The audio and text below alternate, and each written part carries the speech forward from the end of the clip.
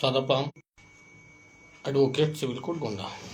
मित्रों, आज हम बात करेंगे सनातन धर्म में बताए गए या हिंदू धर्म में 16 संस्कारों की बात करेंगे। हिंदू धर्म में 16 संस्कार प्रत्येक व्यक्ति के लिए बताया गया है, जो व्यक्ति के जीवन काल के कई चरणों में होता है। यह आध्यात्मिक रूप से भी बहुत महत्वपूर्ण है और सामाजिक रूप से भी और वैज्ञानिक रूप से तो क्या कहना है, हमारे ऋषि मुनियों ने, मनीषियों ने बहुत ही विचार करके ऐसे संस्कार बनाए थे जो प्रत्येक मनुष्य के जीवन में विकास, समृद्धि और स्वास्थ्य को ध्यान में रख करके बनाया गया था। तो ये 16 संस्कार क्या हैं, आइए जानते हैं। सबसे पहला संस्कार है गर्भाधान संस्कार। गर्भाधान संस्कार जो कि माताओं को जब गर्भधारण होता है उस समय किया जाता है, गर्भाधान संस्कार। इसके विस्तृत व्याख्या है कि आपको कब, किस समय, किस हिसाब, मतलब नक्षत्र और ज्योतिष के अनुसार सारी चीजें उस हिसाब से जब हों तो गर्भाधान करना चाहिए। इसमें वैज्ञानिक प्रामाणिकता भी है। मनसाराम जी भाई साहब, राम राम, जय श्री राम। वैज्ञानिकता यह है कि जब किसी अच्छे ग्रह, नक्षत्र की दशा में जब गर्भाधान कोई व्यक्ति करता है तो उसका असर कहीं न कहीं मनुष्य के जीवन पर पड़ता है और बहुत विशेष रूप से पड़ता है। दूसरा संस्कार होता है पुंसवन संस्कार। यह है जब बच्चा माँ के पेट में आ जाता है तो दूसरे या तीसरे माह में ये होता है। जैसे आजकल के समय में डॉक्टर्स भी बताते रहते हैं कि गर्भाधान हो गया, गर्भ आ गया तो इसका टीका है, तीसरे महीने फिर टीका है, ठीक है। इसी प्रकार से ये तीसरे माह होता है। तीसरे माह से बच्चों में थोड़ा क्या जान आने लगती है, तो उनके मस्तिष्क और तंत्रिका तंत्र को मजबूत बनाने के लिए पुंसवन संस्कार किया जाता है। माता के भी शरीर में परिवर्तन होते हैं, बहुत सारे परिवर्तन होते हैं, और बच्चों की अच्छी देखरेख के लिए, बच्चों के विकास के लिए और माता के स्वास्थ्य को देखते हुए पुंसवन संस्कार किया जाता है। इसमें वैज्ञानिक रूप से देखा जाए तो बहुत डीपली हैं सारी बातें। फिर आपका आता है तीसरा संस्कार। तीसरा संस्कार जो है वो सीमंतोन्नयन संस्कार। ये गर्भधारण के 5वें और 7वें महीने में किया जाता है। बच्चों के स्वास्थ्य, माता के स्वास्थ्य, और इस टाइम में माताओं को कहा जाता है कि आप भक्ति भाव, आध्यात्मिक, वेद इत्यादि चीज़ों का श्रवण करें या पढ़ें, मनन करें। जैसे भक्त प्रहलाद की माता ने किया था, अभिमन्यु की माता ने किया था, राम गोपाल जी भाई साहब, राम राम, जय श्री राम। तो ऐसे कई महान लोग हुए हैं कि जो बच्चा हो बहुत गुणवान हो और संतति को आगे बढ़ाने वाला हो, समर्थवान हो, विलक्षण प्रतिभा का हो। इसलिए जैसे 5वें महीने, 6वें महीने टीकाकरण होता है। राम गोपाल जी, जय श्री राम भैया। तो ये हो गया तीसरा संस्कार। मानसिक तनाव, जो माताओं को इस टाइम 5वें 6वें महीने में मानसिक तनाव बहुत ज़्यादा रहता है, तो उन तनाव से बचने के लिए किस ढंग से कहाँ लगाया जाए, ये होता है। बहुत इसका भी वैज्ञानिक रूप से देखा जाए तो इसका भी बहुत विस्तृत वर्णन है, ठीक है। फिर चौथा आता है जातकर्म संस्कार। यह बच्चों के जन्म के तुरंत बाद, भाई अन्नू भाई साहब, राम राम, अन्नू शुक्ला जी। तो ये जातकर्म संस्कार जो है आपका चौथा संस्कार है। जैसे ही बच्चे का जन्म होता है तो मंत्रोच्चारण के साथ शहद, घी चटाया जाता है। उसके बाद में नाभि जो होती है, नाल जो काटी जाती है, वो होता है। ये क्यों होता है? वैज्ञानिक रूप से देखा जाए तो ये क्या नाम है, आपके उसको बढ़ाता है, इम्यूनिटी सिस्टम को बढ़ाने के लिए ये किया जाता है। जातकर्म संस्कार, शहद घी चटा करके, वैज्ञानिक रूप से साफ सफाई, इत्यादि चीजों का देखभाल। फिर आता है 5वां संस्कार आपका, नामकरण संस्कार। नामकरण संस्कार भी बहुत महत्वपूर्ण होता है। ये 6वें 7वें दिन, 12वें दिन, जैसे जैसे सबके यहाँ अलग अलग तरीके से होता है। प्रियंका जी, राम राम, जय श्री राम। तो जातकर्म संस्कार में नामकरण संस्कार में किस रूप से, किस ग्रह नक्षत्र में जैसे पैदा हो, उस हिसाब से नाम होना चाहिए। नाम का भी व्यक्ति के जीवन में बहुत महत्व होता है, बहुत महत्व रखता है।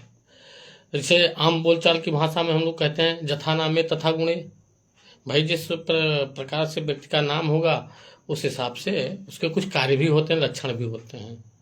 ये आप भी देखते हैं, हम भी देखते हैं। ठीक है, तो नाम एक बहुत महत्वपूर्ण विषय होता है। कौन सा नाम रखा जाए, ठीक है, जिससे यश, प्रसिद्धि और नाम, नेम, फेम सारी चीजें हों व्यक्ति के जीवन में। तो ये आपका हो गया 5वां संस्कार, नामकरण संस्कार। फिर 6वां आता है निष्क्रमण संस्कार। ये क्या होता है? निष्क्रमण संस्कार होता है ये घर से बाहर निकालना, बच्चे को घर से बाहर निकालना। तब तक बच्चा घर के अंदर ही रहता है, बाहरी वातावरण में, पर्यावरण में नहीं आता है। ठीक, इसका भी बहुत महत्वपूर्ण रोल है कि बच्चे के आंख पर या शरीर पर सीधे चंद्रमा या सूर्य की रोशनी ना पड़ने पाए। कब तक? जब तक वो जलवायु में, बाहरी जलवायु में, वातावरण में अपने आप को ढाल न ले। तो ये होता है निष्क्रमण। निष्क्रमण का अन्नप्राशन। आनंद पंडित जी, भैया राम राम, जय श्री राम। अन्नप्राशन क्या है? बच्चे को दूध, माँ का दूध ही पिलाना चाहिए। और जो जैसा कि आप लोग जानते हैं, डॉक्टर्स भी आजकल बता रहे हैं कि बच्चे को 6 माह तक केवल माँ का ही दूध पिलाना चाहिए, बाहरी दूध, अन्न, ये सब नहीं देना चाहिए। और ये बहुत ही नेसेसरी है। तो ये आपके पहले से संस्कार में ही दिया गया है, संस्कार में बताया गया है। ठीक, अन्नप्राशन संस्कार ये 6वें 7वें महीने में होता है। ठीक है, माँ के दूध से थोड़ा अन्न उसके बहुत शारीरिक, बौद्धिक, मानसिक विकास के लिए अन्नप्राशन संस्कार किया जाता है। फिर आपका आता है 8वां संस्कार, चूड़ाकरण संस्कार। चूड़ाकरण संस्कार क्या है? ये है मुंडन, जो हम लोग मुंडन करते हैं। ये हर 3 साल प्रत्येक व्यक्ति के जीवन काल में बच्चे के 3 साल या 5वें साल होता है। इसके भी कई वैज्ञानिक कारण भी हैं और आध्यात्मिक कारण तो वही हैं ऑलरेडी। इससे मस्तिष्क का विकास होता है और जो गंदगी होती है माँ के पेट के अंदर, जो बाल रहते हैं, उनकी सफाई होती है। और ये टच करता है, तब तक आप लोगों ने भी देखा होगा, मैंने भी देखा है कि बच्चे का जो सिर होता है वो कमजोर रहता है। जब वो मजबूत हो जाता है बाहरी आवरण, उसके बाद में चूड़ाकरण संस्कार किया जाता है।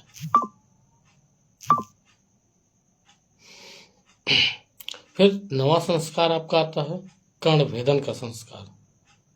कर्णभेदन से स्वास्थ्य, सौंदर्य का विशेष महत्व है।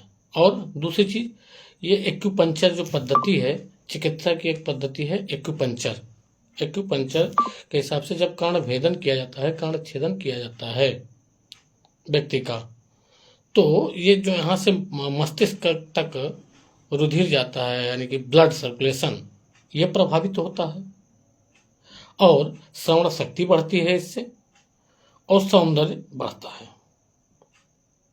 फिर आपका आता है 10वां संस्कार, विद्यारंभ संस्कार। यानी कि शिक्षा दीक्षा जो घर पर होती है, माता पिता या आचार्य के द्वारा मौखिक रूप से सिखाया जाता है।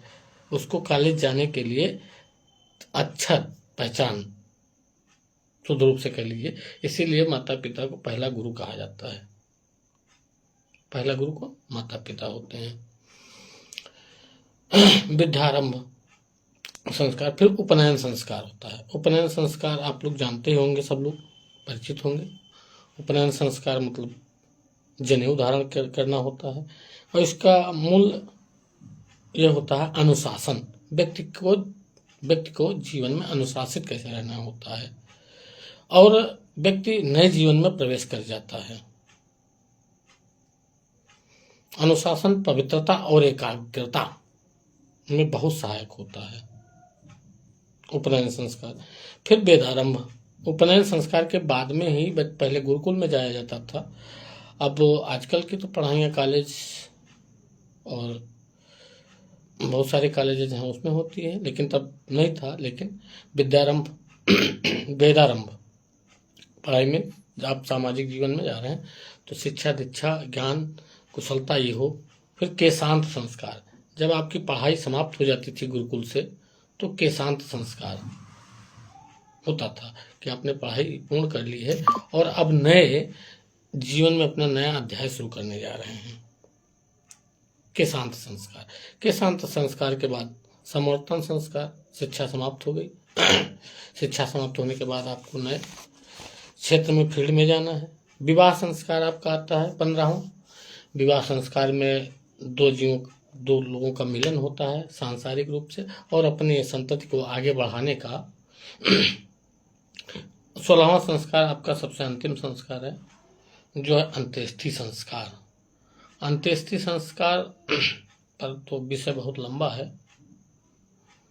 ये बहुत विषय लंबा है कि जलाया क्यों जाता है, ये सारी बहुत सारी चीज़ें हैं।